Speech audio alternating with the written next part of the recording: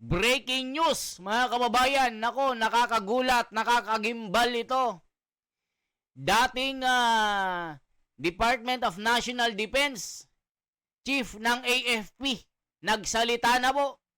May pasabog at sinabi niya na ang people power ay nasa pintuan na ng Malacanang. Grabe, nakakakilabot, mga kababayan. Kung hindi magkakaroon ng linaw ang nangyayaring investigasyon, hindi mapakulong ang mga totoong kulprit at totoong nagkasala at hindi mabigyan ng hustisya ang nangyayaring nakawan at ang mga kawawang mga Pilipino, ay hindi nalalayo na ang people power ay biglang sumambulat sa pintuan ng Malacanang. Halaka, grabe. Tignan nyo po sila, mga kababayan. Nakamasid din pala sila sa mga nangyayari. Di ba, mga kababayan, merong nag-leak na video. Usapan ni Saldico, ni Martin Romualdez, na isang opisyal ng AFP na nagbibigayan ng budget na 15 billion. Kasabay po ng pasabog ni dating DND Chief Norberto Gonzales ay may pasabog. Halaka, mga kababayan, talamak ang korupsyon, talamak ang pagnanakaw. Sa panahong ito, sa gobyernong ito lang ang pinakabuwakaw, pinakagutom, pinakakurap na gobyerno sa buong mundo. Grabe. At baka daw maggaya tayo sa Nepal, sa Indonesia, sa Amerika na nagkakagulo. Halaka, ito na po, mga kababayan. Panoorin po natin ang pasabog ng dating AFP chief ng Department of National Defense. Nakakakilabot po ito. Heto na. Umalerto kayo, mga kababayan. Nakakakilabot po itong pahayag na ito, na talagang merong yayanig. Merong, nako po, nakakakilabot. Ito, pakinggan nyo po ang pasabog ng dating AFP chief ng Department of National Defense. Nako, ito na. Ako, nanginginig po ako, mga kababayan, na yung balahibo tumatayo. Kasi talagang parang sasambulat na sasabog ito. Ito na po. At nais kong ibalita sa mga hindi pa nakakadinig, ang people power na handyan na sa pintuan ng Malacanang, darating na yan. Ngayon, ingatan natin. Samantalahin natin na kung magkakaroon tayo ng people power, magkakaroon ng tunay na pagbabago, ay ayusin natin. Paghandaan natin. Huwag yung, ang pinaghahandaan lang natin marami tayo sa karsada. Dapat may mga nag-iisip na, ay kung manalo tayo, paano? Anong klaseng electoral system ang dararapat natin gawin? Ano mga new policies para sa darating at susunod na gobyerno ang ating pinag-iisipan? Dapat may grupo na nagpaplano niyan. Dalawang bagay ang dapat nating iniintindi. Yung paano maging matagumpay ang people power at kung paano natin isasaayos ang bulok na sistema ng ating pamahalaan sa kasalukuyan.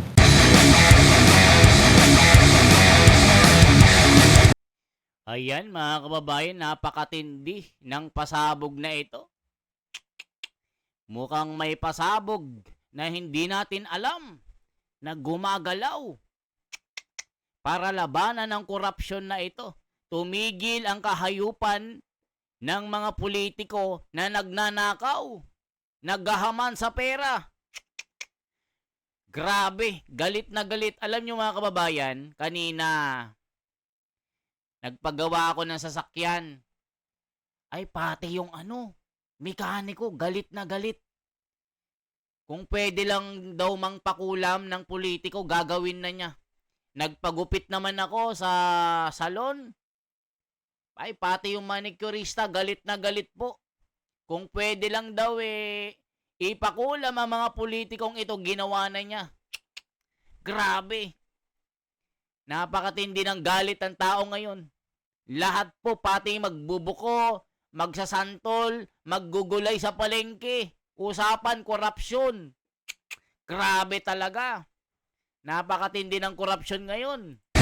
Bilang dating National Security Advisor at Defense Secretary, meron bang banta, national security concern ang kagaya nitong talamak na korupsyon na nangyayari ngayon? Abay, napakalaki ng... dapat nga pag-aralan lang mabuti kasi alam mo, gumagawa tayo ng mga pag-aaral para masabi natin na a particular issue o a particular concern ay national security threat. Itong corruption, hindi lang tinatamaan ito yung pang-araw-araw na buhay ng ating mga kababayan. No? It's already pumapasok na yan sa mga tinatawag nating national security threat.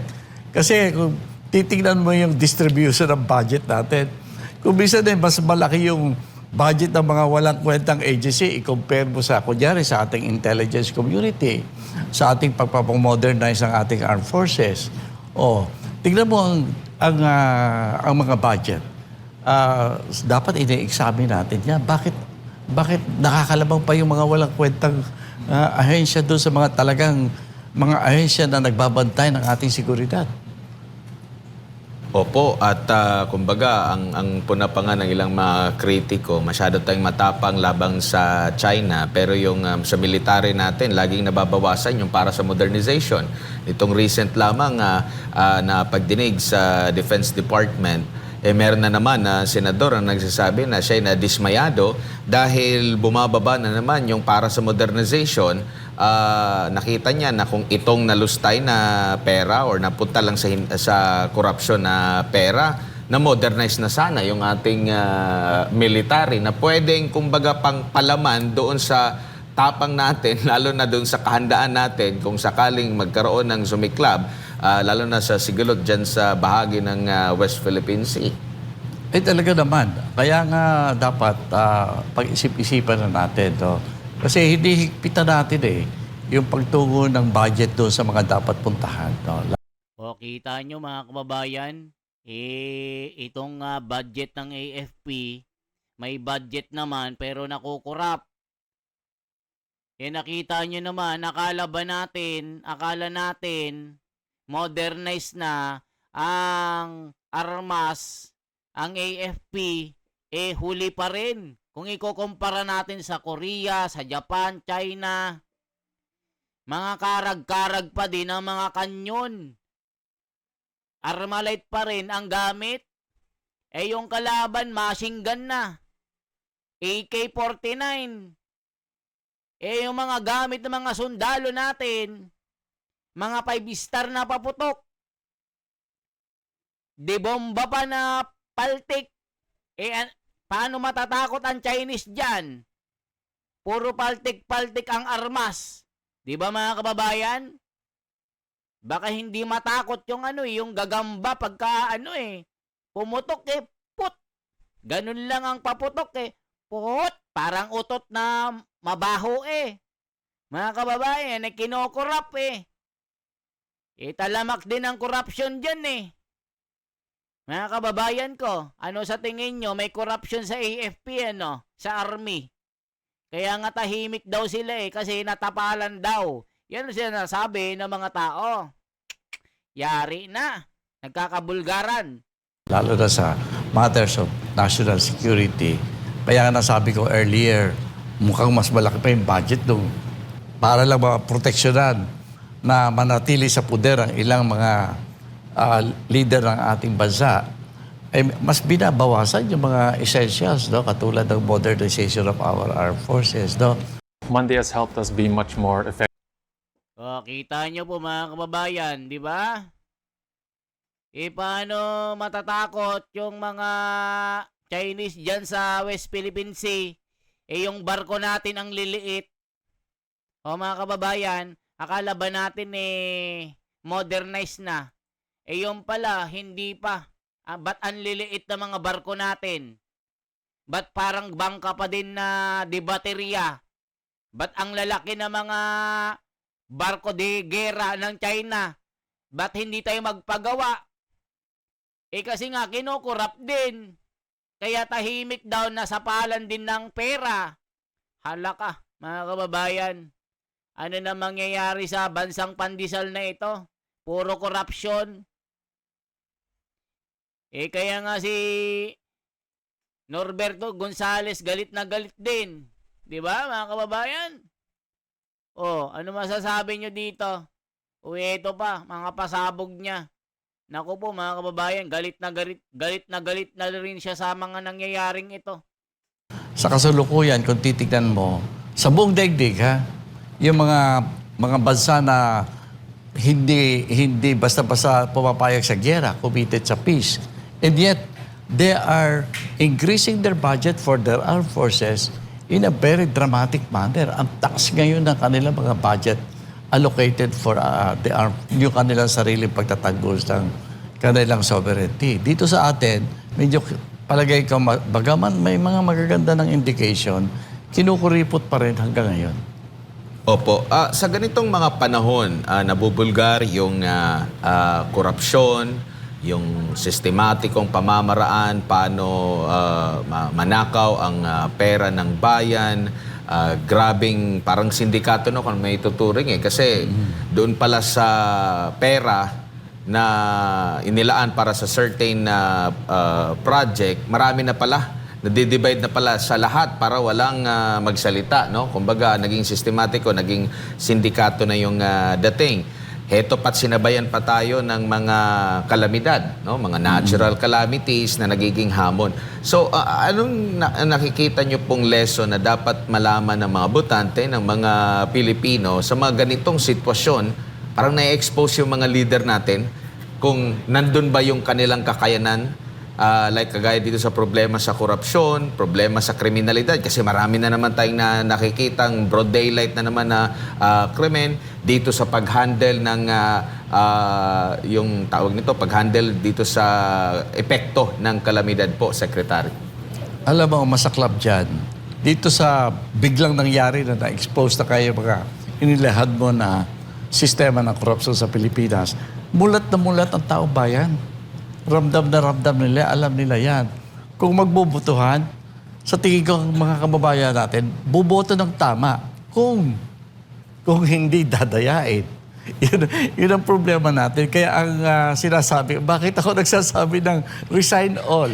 Hindi naman ako taong nanggugulo no? Pero pag sinabi mo resign all, ang implikasyon niyan, ang sinasabi mo, yung sistema ng pamumulitika at politikang umiiral, hindi nalalabas ang katotohanan. Hindi nalalabas ang kung ano ang kagustuhan ng ating sambayanan. Ang mga pagbabagong iniisip at nararamdaman ng ating lipunan ay hindi na mangyayari hanggat hindi natin talaga binabago ang sistemang umiiral ngayon sa electoral system natin. Pagpili natin ng mga mamumuno sa atin, yung klase ng politiko na namumuno sa atin. These are important questions na alam na ng mga kababayan natin kung anong isasagot dyan. Singit lang tayo, mga kababayan, gaya ngayon. Tignan nyo po, yung kakaupo na ombudsman, imbes na yung habulin niya, yung corruption sa flood control, habulin yung mga mastermind, yung mga culprit, ang ginagawa, ang hinahabol, itong SALEND, bubulat-latin niya ang SALEND ni BP Sara. Yung formally ni Tatay Digong natapos na. Bubulat-latin daw niya kasi nga hindi pa natatapos at hindi nakukulong ang mga korupsyon. Hindi nakukulong yung mga tunay na culprit. Nako po, nako. Ang usapan ngayon, yung flood control, mga magnanakaw, ang inaatupag Sara Duterte, buksan ng SALEND, yung Parmali, ay nako po mga kababayan. Tapos yung Blue Ribbon Committee, sinarado ng tuluyan, ini-stop na. Tapos ang inilagay pa, si Erwin Tulfo na walang alam, na bending dalo. Nagpetisyon na si Marcoleta na wag payagan ng bidding ni Boying Rimulya, pinayagan pa rin. Kaya binosalsal at binatikos, binuljak ni Senador Marcoleta ang JBC. Itong bar council ng ating justice. Sinuplak ngayon itong isang justice na hindi naman marunong. Na nilabag na ang batas ni Boying, iniluklok pa din. Yari na mga kababayan, anong nangyayari? Bending dalo ang inilagay. Nako po, imbes na habulin ng mga magnanakaw, hinahabol si Sara Duterte. Na alam natin na number 1 na contender sa pagkapangulo, si Sara Duterte, at Vice President si Marcoleta. Kaya nila sinisira, ginugurgur nila para hindi na makatakbo, para mawala ang kalaban nila sa politika. Grabe na. Kaya lamang mali ang sistema. Kailangan baguhin. Yung sinasabi nating resign all. Ang ibig sabihin niyan, hindi naman sa pinagdududahan natin ang lahat. Ang sinasabi lang, baguhin na natin ang sistema. Ang pamamaraan ng pagpili. Kung hindi, kahit anong gawin ng ating mga kababayan, galit na galit man yan, walang mangyayari. Opo, at mapapasana all na lang yung ilan sa ating mga kababayan dahil may mga bansa na kahit bago pa lang, halimbawa na iluklok sa pwesto, na sangkot sa kontrobersya, kaya nilang mapababa agad eh. No? Meron silang mga proseso, like halimbawa doon sa Thailand, hindi pa umiinit yung pet ng kanilang naging pinuno, napalitan na. Dito sa atin, it's either mag-aantay ka pa ng every 3 years, every 6 years, bago mapalitan yung nakikita mo. Masyadong mahaba. Kung ipapa-impeach naman siya, masyado ring mahaba. Kung kakasuhan, mahaba rin. So, kumbaga, minsan, pagdating na ng election, nagiging mabait. Ang nangyayari kasi, mga kababayan, iba-iba ang kulay. Doon kasi sa Thailand, sa ibang bansa sa Japan, pag gusto nilang patalsikin ang korap na politiko, iisa lang yung kulay nila. Dito sa atin napakarami. May DDS, may loyalista, may pinklawan, may bangagan, may korupsyonan, mga buhayagan, itlogan ng utak. Paano magkakaisa ang Pilipino? Paano maayos ang Pilipinas kung iba-iba yung kulay? Dapat makabayan talaga ang mangingibabaw. Dito, ang dami. May kulay green, kulay pula, kulay pink, kulay itlog pa na maitim-itim. Naku po mga kababayan. Paano magkakaisa mga Pilipino? Dapat iisang kulay lang ito. Grabe talaga mga kababayan. Para makuha ulit yung simpatya ng taong bayan, mahahalala ulit. Meron pa ba tayong pag-asa na magaya ng ganong klase ng sistema? Alam mo kasi, ito, bihira itong nangyayari sa atin ngayon. Ano? Alam mo, dito sa atin, tama ka. Wala sa sistema natin yung pagka-ayaw na ng taong bayan na wala na ng tiwala, pwede mong tanggalin. Wala sa sistema natin yan. Nangangailangan pa tayo ng revolusyon. Kaya ito, ngayon, ang maganda sa nangyayari sa bayan natin, dalawang bagay. Una, napatunayan natin na ang Pilipino pwedeng magrevolusyon ng walang violence. Yan, napaka-importante yan. At palagay ko, iyan pa rin ang laging hinahangad ng ating kababayan na kung sakalit may gagawin tayo, walang violence. Walang sakitan, no? Number 1 yan. Number 2, mukhang darating na ulit ang isang revolusyon sa Pilipinas.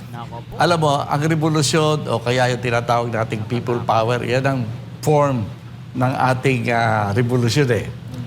Standard na natin ngayon na naipakita natin sa daigdig.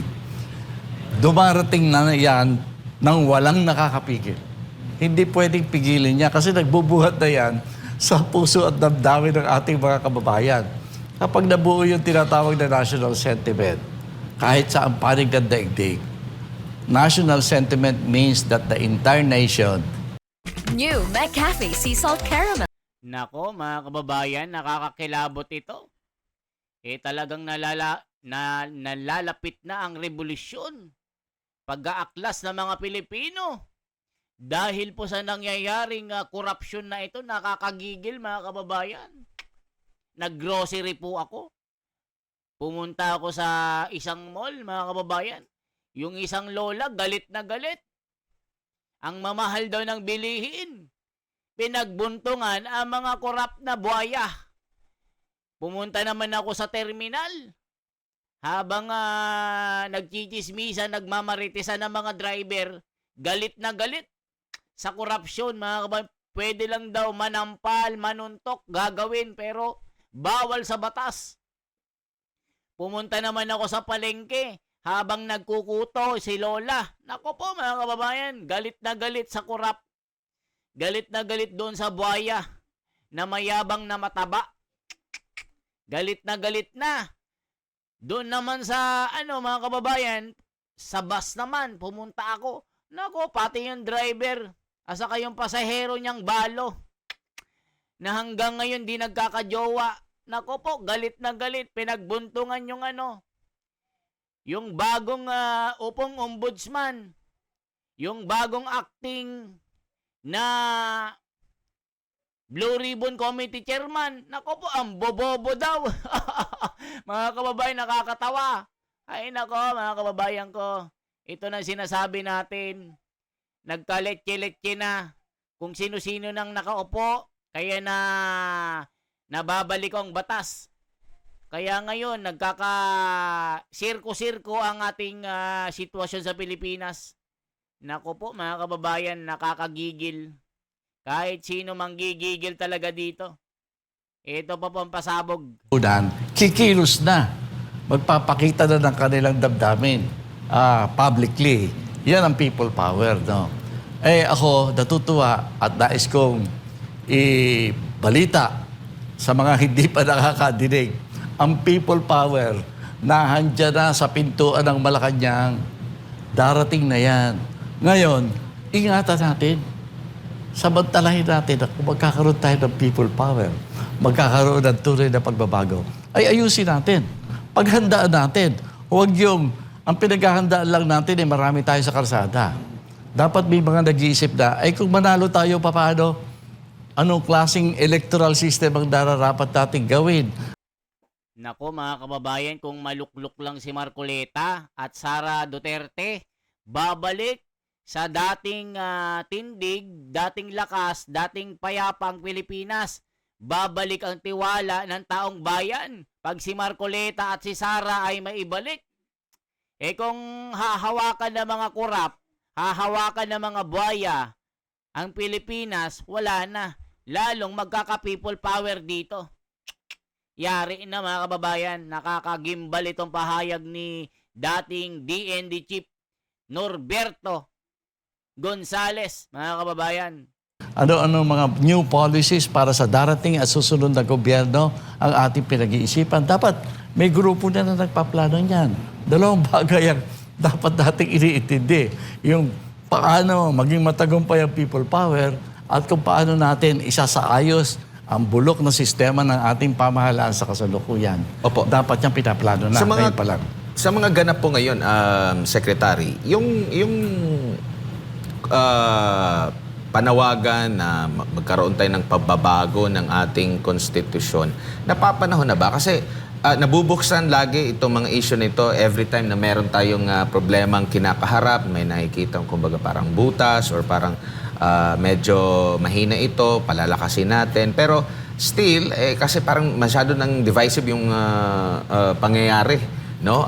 Marami ng division ang nangyayari, maraming mga sariling interest, kaya hindi mo mapagkakatiwalaan. O ito bang gagalaw sa ating konstitusyon? Talaga bang ito yung gagawin niya? Or baka sariling benepisyo rin niya? So, nandun tayo sa point na kahit, halimbawa, dito sa mga panawagan na magkaisa para sa paglaban sa korupsyon, meron ding kanya-kanyang interest eh. So, meron bang chance yan na magkaisa talaga at para mapagplanuhan? Kasi kung hindi magkakaisa, apektado pa rin yung takbo ng ating bansa. Matatanggal mo nga, halimbawa, kung gusto nila talagang baguhin yung namumuno ngayon, yung susunod ba namumuno, matitiyak mo ba? Baka hindi rin magugustuhan, or yung pamamaraan ba, nandun ba sa polisiya natin, sa batas, sa konstitusyon natin, yung mali, yung sabay din dapat na baguhin? Kaya nga ako, personally, pinupropose ko, magkaroon muna tayo ng transition period, no? Isang transition na magkakaroon ng transition government para ito mga agam-agam na ganito, no? para ilinaw lang natin. Gusto natin magkasundo sa rally. Gusto natin magkasundo-sundo. Eh, wala naman tayong formula eh. Kaya dahan-dahan sana, medyo ilagyan natin. Alam niyo mga kababayan, kung magaya lang nila yung sistema ng Iglesia ni Cristo, yung paano ka-organize, gaano katuwid, yung pamamalakad, yung sistema, kung magaya lang nila, talagang magkakaroon ng pagkakaisa yung mga Pilipino. Kaya pag Iglesia ni Cristo ang nag-rally, naku po mga kababayan, lahat sasama dyan. Ng formula yung tatawagin natin formula of change. And the first step is regime change at saka paglalagay muna ng transition government. Yung tinatawag nating pagbabago ng konstitusyon. Tama ang ating mga kababayan na magduda. Eh kasi kung gagawa tayo ng konstitusyon according to the prevailing system, either mag-constitutional convention tayo o magkaroon tayo ng ano ba yun yung kongreso gagawin natin. Siyang gagawa ng konstitusyon. Yun ang mga pinagdududahan natin paano. Kaya kailangan magkaroon muna tayo ng transition government. Yun. So yan mga kababayan, ang pahayag po ni dating Department of National Defense na si Norberto Gonzales na ang people power ay nasa pintuan na ng Malacanang. Hala ka, grabe ito. Nakakatakot, nakakagimbal ito. Kasi hindi na nga rin matiis po ang nangyayari ngayon. Nakita nyo naman mga kababayan, yung body cam ng mga sundalo ba ito, mga pulis, halos 1 milyon, wala pang 50K sa store ito. Yari, grabing mga buhaya kayo. Ay, nako, sarap magmura. Nakakagigil. People power na po para matapos ang bangungot ng ating bansa. Nako po. Alisin si Garcia sa pagka-chairman ng COMELEC. Halaka. Go, go, go. People power na. Halaka. Tama po yan. Dapat isang bagsakan lang. Kailangan talaga ng pagbabago. Grabe. Ayan, makinig ka, meme-em, galit ng tao. Go, go, go, people power, halaka. Yes, peaceful people power, rise up and prepare the systems and policy of the government. Wakasan ng gobyernong sindikato, save the country, the Philippines. Ayan, mga kababayan, anong masasabi niyo po dito? Yan lamang po ang ating bahagi ngayon. Isang reaction po dyan, isang comment. Isang i-share nyo po. Mas marami, mas maganda. Anong masasabi nyo po sa sinabi po ng dating DND chief na si Norberto Gonzales na nasa pintuan na ang people power ng Malacanang? Salamat po. Mabuhay. Ako si The Wonders Philippines, ang inyong gwapong-gwapong vlogger na makabayan. Mabuhay.